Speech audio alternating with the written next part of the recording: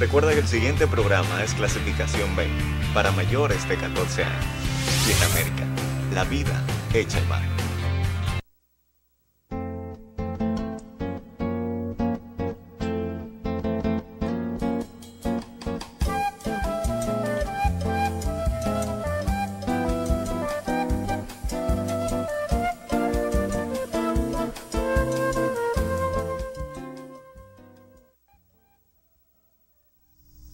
Saludos, país, su espacio Voz para el Cambio, esta ventana de patria, de compromiso con el ideal duartiano.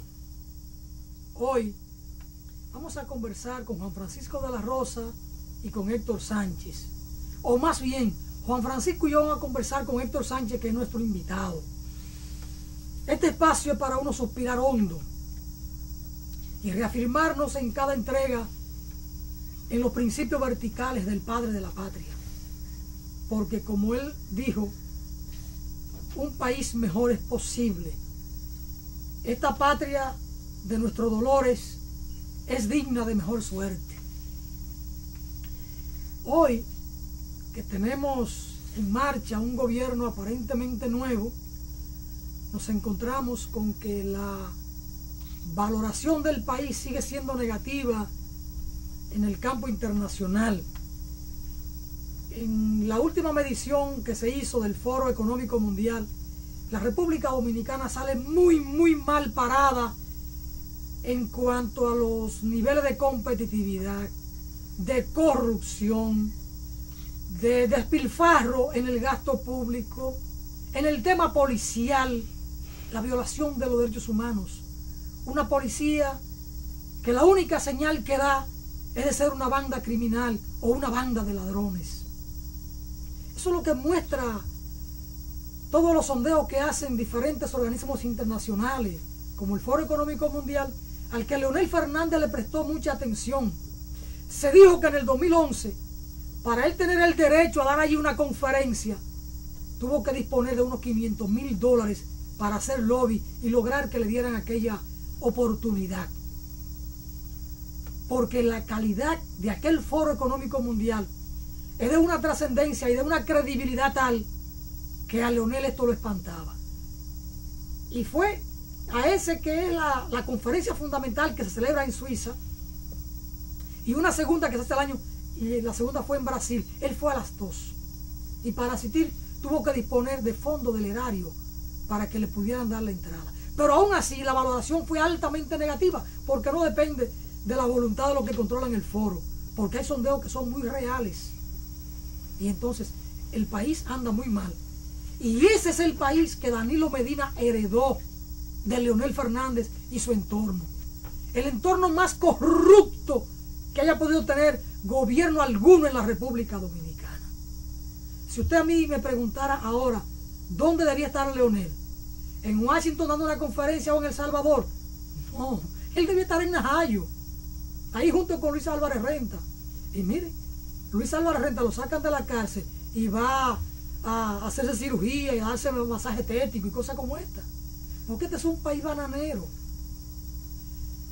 Danilo y su funcionario, cuando recibieron ahora el día 20 de, creo que no, el 16 de agosto, lo dijeron muy claramente: no sabemos lo que hemos encontrado. Y Danilo ha empezado a dar algunas señales positivas. Ya ahora, hace unos días, eliminó 3 aparatos que no sirven para nada, o que hicieron un papel más o menos aceptable en su momento, pero que ya simplemente son aparatos. Pero aún así, hay decenas de instituciones que deben ser eliminadas y otras fundidas con otra de igual naturaleza, para poder ajustarnos al plan de austeridad que ha elaborado Danilo Medina y que le ha anunciado al país. Sin embargo, a pesar de estas señales que da Danilo, hay otras que no son buenas, porque esa de dejar a Vincho Castillo como director de la Dirección General de Ética e Integridad Gubernamental es una muy mala señal. Vincho ni es un hombre ético él, y estuvo al frente de la Comisión de Ética y no hizo nada. Además, vivió apañando los actos de corrupción del gobierno más corrupto, que fue el de Leonel Fernández. Además, don Vincho Castillo tiene narcotraficante preferido. Entonces, no es el hombre idóneo para que un gobierno de Danilo Medina, que quiera dar señales, lo mantenga en esta posición. E incluso lo eleva. Lo ratifica como asesor en materia de droga y lo eleva porque de ser director de una comisión o encargado de una comisión, lo lleva a ser director de una dirección general. Entonces, no es una buena señal.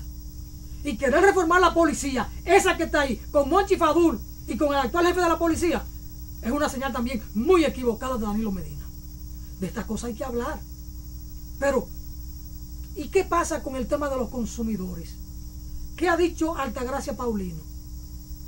Que hay una estafa de entre un 20 a un 50% de los negociantes del gas licuado de petróleo.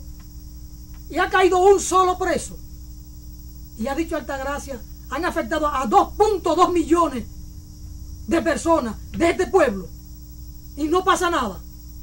Entonces, hay que empezar a dar señales claras, contundentes, de que queremos hacer las cosas diferentes. De que realmente se quiere corregir lo que está mal. Y Altagracia Paulino dice, me quieren matar. Sectores de poder la quieren matar. Y Danilo Medina no ha dicho nada. Montalvo no ha dicho nada. Pero además, Danilo Medina dejó ahí al equipo económico de la muerte del gobierno pasado, a Héctor Valdés Alviso y a Temístocle Montaz y al propio NG Cortiña, porque simplemente lo movió. Y dejó a Euclides Gutiérrez Félix, que en su informe de gestión dice que utilizó para donaciones y malversaciones, porque eso no tiene otro nombre, 1.724.4 millones de pesos. Y lo dejó ahí. Eso es una especie de PM. La CDE. ¿Por qué vino aquí la crisis con el Baninter? Un hoyo fiscal de 55.000 millones de pesos, que en aquel momento podía ser 2.000 millones de dólares. Pero solo la CDE tiene un hoyo fiscal ahí de 1.800 millones de dólares y llevaron a un salvador del sector privado, porque los empresarios decían, no, es que los políticos no son buenos administrando, que se lo dieran a ellos. ¿Y qué hizo Celso Marancini en la CDE? Peor de todo lo que había pasado. Y no pasa nada. Y no pasa nada. Aquí cualquiera se lleva medio erario y no pasa nada. Puede ser que un día lo destituyan. Ajá, y no existe Najayo, no existe La Victoria. Entonces, de estas cosas, el país tiene que reflexionar y al país hay que hablarle de esto y de la situación económica, porque Leonel se fue diciendo que dejaba un país en crecimiento económico y con una estabilidad macroeconómica. Y la pobreza no creció en un 40%. Y no hay 1 millón de dominicanos viviendo en la indigencia, en la más absoluta pobreza. Es decir, tenemos un país que anda en una situación sumamente difícil. Danilo Medina ha dado algunas señales, pero tiene que tener medidas que sean consecuentes con esas señales. Y este espacio, que es una ventana de opinión, de compromiso con la patria, no puede callar estas cosas. Independientemente de que nuestra esperanza es de que Danilo Medina lo haga bien, corrija todas las cosas que encontró mal y que haga lo que nunca se ha hecho, porque eso le conviene al país. Y en los pasos que él dé en aras del país, nosotros lo acompañaremos. Pero también, cuando coge el camino que no es el correcto, nosotros estaremos aquí para decir, ese no es el camino. Por eso, Juan Francisco y yo vamos a conversar de estas cosas con un hombre de la patria, con un hombre duartiano y con un economista brillante del país, un académico, un hombre de una moral duartiana, con Héctor Sánchez. Juan Francisco, saludo. Y bueno, con este comentario de la introducción para que un poco marcar la tónica de la conversación. Yo pienso que lo más que puedo decir es, digamos, rubricar el contenido de tu comentario. Yo no voy a cometer la herejía de con un invitado del aval de don Héctor Sánchez, catedrático universitario, integrado al quehacer político, siendo tú y yo unos muchachitos. Don Héctor, he estado preguntándome en secreto, y lo hago público, si hay precedente de que un presidente vez Danilo Medina, antes de cumplir el mes frente a la nación, ya tenía o tiene una cita concertada con el Fondo Monetario Internacional. Como se dice que para la próxima semana Danilo Medina se reunirá con el fondo para volver a pactar, yo diría que en contra del país. ¿Ese acuerdo sería favorable o desfavorable para la nación? Bueno, ¿qué te digo? Danilo es un economista. Los economistas actuamos con cierta objetividad frente a los fenómenos económicos, sociales y políticos, y siempre acudimos a la historia, porque el pasado vislumbra el presente y da la perspectiva para el futuro. Se supone que él conoce a fondo los problemas del país porque lo estudió para ser candidato, además en sus exposiciones frente a los distintos sectores como candidato para sus propuestas programáticas, se veía que él comprendía lo que estaba pasando en el mundo y en el país. Y además hay un problema importante, y es que él se supone que en el periodo de transición completó esa visión panorámica que tenía de la situación económico, social y política de la nación. Todo parece ser que la situación es tan grave que Danilo y su equipo, erradamente creo yo, piensan que solamente pueden enfrentarla acudiendo a un monitoreo, a una supervisión exterior de un organismo como el Fondo Monetario Internacional. Y digo que es errada porque todos sabemos que el fondo solamente interviene con un único objetivo hasta ahora, porque esa ha sido su práctica. Solamente va a los países pobres de Asia, África y América Latina, porque a los ricos e incluso quebrados como Estados Unidos y varios europeos nunca han acudido. Ahí no van.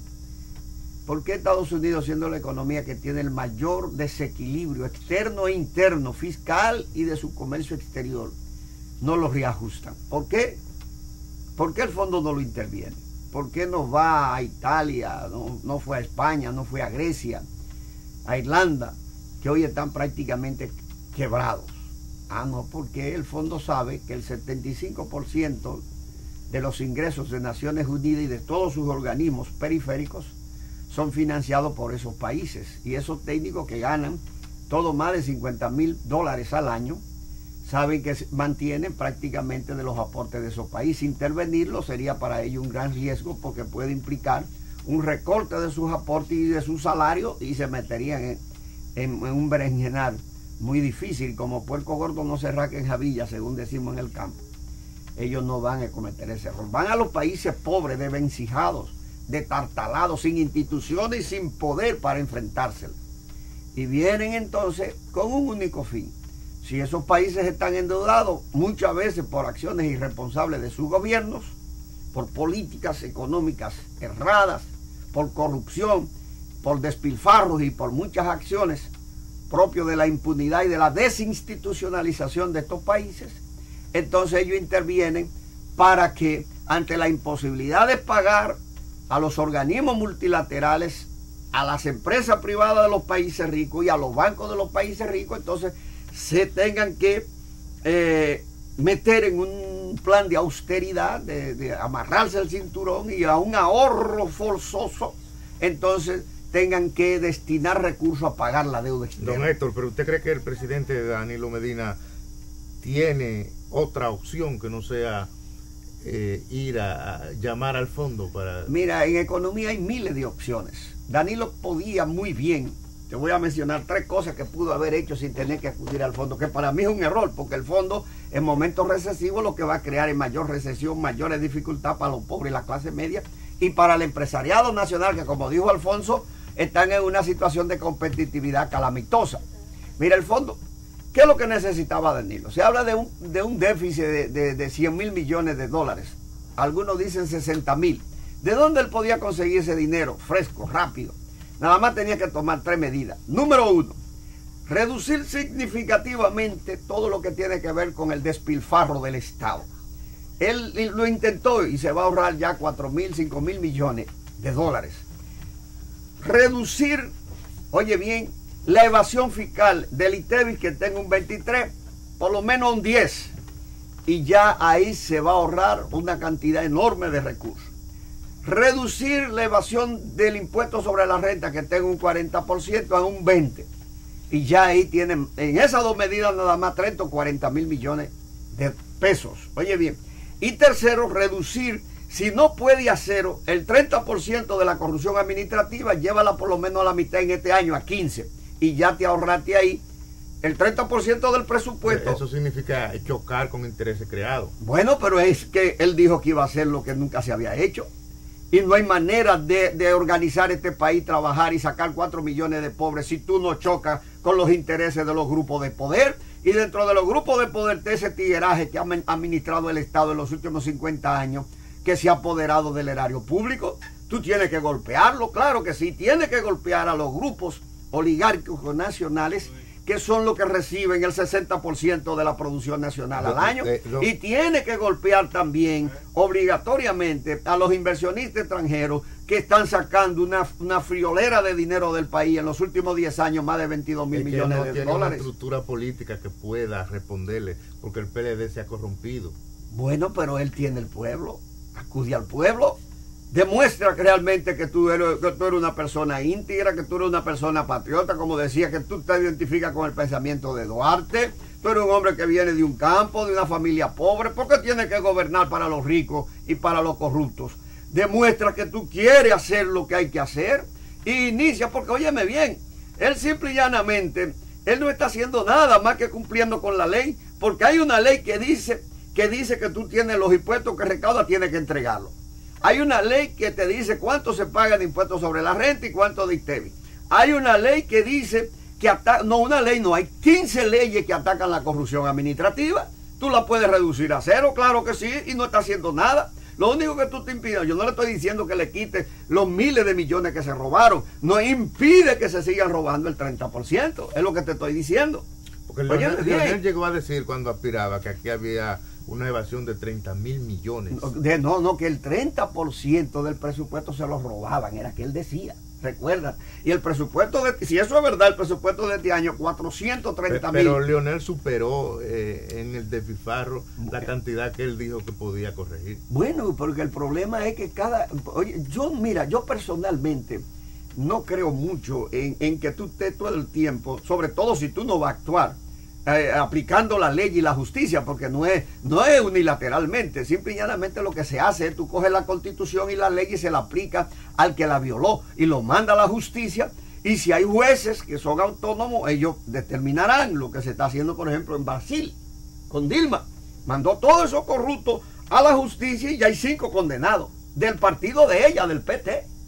Oye bien, porque eso es actuar con justicia. Entonces, tú no puedes pasarte la vida como se la pasó Leonel, diciendo que todo era Hipólito, lo que el desastre de Hipólito. Ahora Danilo no puede pasarse tampoco 4 años diciendo que todo era Leonel, No, a partir de ahora hagamos un rasero. Y lo que yo no estoy de acuerdo es con la impunidad, lo que yo no estoy de acuerdo con el borrón y cuenta nueva de Juan Bosch, ni con el borrón y cuenta nueva que aquí se ha tirado siempre. No. Lo correcto es que si tú consideras que hubo actos dolosos, tú lo pases a la justicia y que entonces se inicie un proceso de investigación que sería una buena prueba para Vincho, a ver si es verdad que quiere aplicar la ética y atacar la corrupción. Tú pasas todos esos casos que tú consideras que hubo corrupción, lo pasas a la justicia. Y a partir de ahora dice, bueno, señores, yo voy a aplicar la ley. Yo no voy a hacer nada nuevo. La ley, lo que las leyes anticorrupción me dicen, lo que la Constitución me dicen, y a partir de ahora nadie se va a robar un chele en el Estado. Y el que se robe un chele va para la cárcel y lo destituyo. Y te ahorra un 30% del presupuesto, que para este año serían 120 mil millones. Si lo vamos a aplicar, si el año que viene es el mismo presupuesto, serían 120 mil millones que te está ahorrando. Y yo lo que necesita son 670 mil. Entonces, Danilo tiene cantidades de medidas que puedes tomar. Ese estado burocrático de 20 ministerios y y 800 instituciones del Estado que reciben recursos, yo lo someto a un análisis de organización y método administrativo de gestión pública y comienzo a recortar y cuando viene a ver me quedo con 10 ministerios. En síntesis, aquí hay para manejar la crisis. Pero claro que hay recursos para manejar la crisis. Es un problema de voluntad, de deseo. Y de gerencia. Y de gerencia, de gestión. En fin, de economía. Y se supone que por primera vez tenemos un economista en el poder, un economista de profesión en el poder. Entonces claro que él lo puede hacer. Si fuera yo lo hiciera, lo hubiese hecho. Y no acudo al fondo nunca, porque el fondo nunca ha traído bueno, nada a República Dominicana. Además, yo decía en un programa ayer que es una ingenuidad de los empresarios y de muchos políticos aquí, incluyendo de izquierda, que creen que trayendo el fondo le amarran la mano al gobierno para que inicie una política austera y de no despilfarro. Lionel trajo el fondo y ¿qué gobierno de mayor despilfarro fue el de Lionel? El fondo no se mete en eso. El fondo lo único que le interesa es que paguen, cuadrar la cuenta para que te quede algo y tú pagues la deuda externa, que para este año es el 40% del presupuesto nacional. Este es un país pobre, con 4 millones de pobres, 1.200.000 familias sin casa, óigame bien, con el 56% de la población sin un plan de salud, sin energía eléctrica, con una delincuencia rampante. En fin, un país en un estado de pobreza así. Tú sabes lo que es que de cada 100 pesos que le entre al gobierno, 40 tenga que destinarlo a pagar 25.000 millones de dólares que nadie sabe dónde están ni en qué se usaron. Eso es un crimen de lesa humanidad. Yo lo primero que hago es renegocio esa deuda, que se ponga guapo el que quiera. Y aplazo ese pago a 5 años por lo menos y me ahorro ese 40%. Pero es un gobierno revolucionario. No tiene que ser revolucionario. Es un gobierno de que nada, justo, de que nadie está obligado a lo imposible. No me obliguen a pagar una deuda para matar a 9.400.000 dominicanos. No me obliguen a eso, porque ese fondo ha exonerado deuda en muchísimos países y además ha renegociado deuda. Se renegocia en el acuerdo en París, se renegocia con los banqueros, con lo que se le debe, con los mismos banqueros nacionales que se le debe, porque hay una parte de esa deuda que es interna. Señores, nosotros no podemos pagar. Lo sentimos, denme 5 años o 3 años de moratoria y vamos a prolongar toda esta deuda de corto plazo, que es la mayoría de la deuda dominicana, mucha de corto plazo. Pónganmela, la que están a 2 años, pónganmela a 5, la que están a 3, pónganmela a 4 y prolónganme el tiempo, denme respiro, porque ustedes no vamos a matar el país, déjenlo que el país marche. Y sobre todo, echo para atrás ese contrato de la Barrigol, la mañana que firmó Lionel y firmó Hipólito de manera corrupta, lo echo para atrás y ahí ya tengo 50.000 millones de dólares de reserva en oro, plata y cobre que tiene la Barrigol. Y con esos 50.000 millones de dólares invierto 15 o 20 en el costo y me quedan 30 o 35 y con eso pago la deuda eterna, cubro el desempleo, financio la micro, pequeña y mediana empresa, resuelvo el problema de educación y de salud del país. Con esa sola medida. Y no me digas tú que no, que eso le va a meter miedo a los inversionistas extranjeros. Mierda. Mando eso al arbitraje internacional y hago ver que eso es una estafa. Que cómo voy yo a regalar 50.000 millones de dólares con una supuesta inversión de 3.500 que van a comenzar cuando ellos les recuperen a dar beneficio al país. Cuando ellos recuperen. Y ellos son los contables que van a decir cuándo lo van a recuperar. Oye, bien, se parece mucho a aquel acuerdo de la Convención del 7 donde se le dio la aduana. Moncácer le dio la aduana a los gringos, 50% de los ingresos para el gobierno y 50% para amortizar la deuda que le habían comprado a los europeos, la Casa Harmon. Y ellos era que llevaban la contabilidad, ellos lo que decían cuánto entraba. Esa fue la primera intervención norteamericana en la República Dominicana. Económica, real. Héctor, real. El país tiene esperanza. Cuando uno escucha a un hombre como Héctor Sánchez, con estos planteamientos y con estos conocimientos, uno se siente bien. Y este espacio, Voz para el Cambio, tiene fe en el país. Pero con estos tiempos de calores por aquí, hay que tomar agua para uno rehidratarse. Y yo tomo agua Planeta Azul. Es una de las mejores del país. Para mí la mejor es la que yo tomo. Otros tienen otra marca. Héctor, el presidente Danilo Medina dijo que iba a buscar 3 pactos. Un pacto fiscal, un pacto eléctrico y un pacto por la educación. Señalando con esto como que eran los 3 puntos fundamentales para iniciar tomando medidas en el gobierno. ¿Para qué un pacto fiscal si Leonel dijo que dejaba una economía estable, una macroeconomía estable y una economía en crecimiento? En marcha. En marcha, ¿verdad? Entonces, no tiene sentido un pacto fiscal cuando Leonel dejó una economía en marcha, una macroeconomía estable y un país con una economía en crecimiento. ¿Cuáles son los desafíos en esa materia? O si es verdad que procede el pacto fiscal, o si es verdad que Leonel dejó una economía próspera, en marcha, estable. En primer lugar, los 3 acuerdos básicos están contenidos en la Estrategia Nacional de Desarrollo, que el país aprobó y discutió y se convirtió en una ley ya. Leonel la promulgó como una ley nacional. En esa estrategia, a 20 años, están esos 3 pactos, el pacto fiscal, el pacto de educación y el pacto eléctrico. En segundo lugar, Leonel no dejó una economía estable, ni dejó una economía en marcha, ni en progreso. Leonel dejó una economía altamente endeudada, con una situación sumamente difícil, onerosa para enfrentar esa deuda, un gran sacrificio para las generaciones futuras. Ya le dije, 40% de los ingresos se van a destinar al pago de la deuda externa todos los años, impidiendo que eso se pueda invertir en educación, en el gasto social, en mejorar la gente. En segundo lugar, Leonel dejó un déficit del sector externo enorme, creciente, con Estados Unidos en los últimos, después que se firmó el DERECAP, el déficit comercial abarca alrededor de 11, 12 mil millones de dólares, y con Centroamérica más de 500 millones de dólares. Cada vez exportamos menos e importamos más. Entonces el sector externo está desequilibrado totalmente. La balanza de pagos, a pesar de los ingresos por servicio y la inversión extranjera directa, el sector externo, el déficit de cuenta corriente es creciente. Por tanto, hay desequilibrio externo, desequilibrio.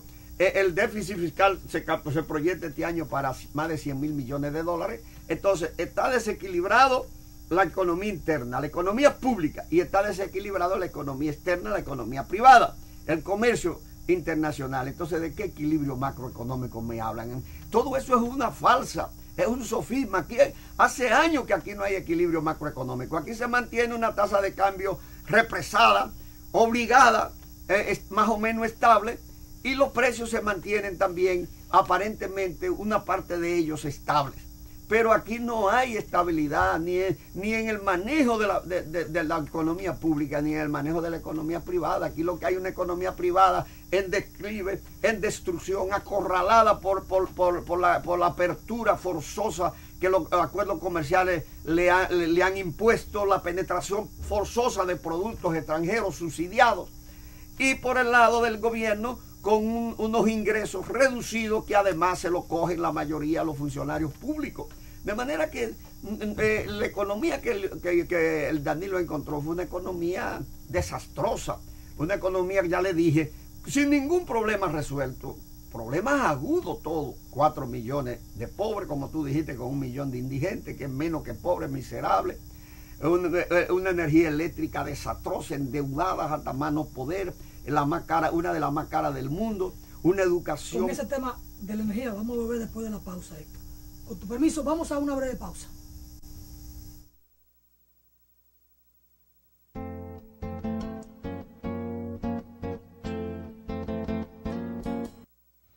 Cuando usted vaya a comprar o vender una casa, un apartamento o un solar, piense en Felga S.A., una compañía de bienes raíces con criterio muy profesional. Pero igual, si su interés es alquilar un inmueble, piense en nosotros. Felga S.A. está ubicada en la calle Ramón Santana, esquina Máximo Gómez, en la zona universitaria, con los teléfonos 809-682-7202, 809-688-5593. Recuerde que para comprar o vender o alquilar su casa, piense en Felga S.A.